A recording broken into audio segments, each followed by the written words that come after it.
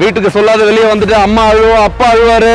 அந்த ஊருக்குள்ளே அந்த எங்க இருக்காங்களோ அவங்க எல்லாருக்கும் அம்மா அப்பாவுக்கு பேர் கெட்டுருச்சு. நான் இப்பயே சொல்றேன், போய் யாரையும் ஏமாத்திட்டு ஓடிட்டு போக வரல. அந்த பொண்ணு கூட அந்த பையனோட தப்பு பண்ண வரல, வாழ வந்திருக்க.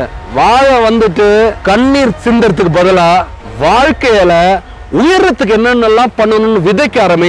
இன்னைக்கு நீ விதைக்கிற ஒவ்வொரு விதையும் வாழ்க்கையில உயர்ந்து காட்டும். இவங்க ரெண்டு பேரும் நாங்க ஓடி போயிட்டு ஏதோ அழிஞ்சிருவாங்க நினைச்சாங்க, என்ன மாதிரி ஆயிட்டாங்க.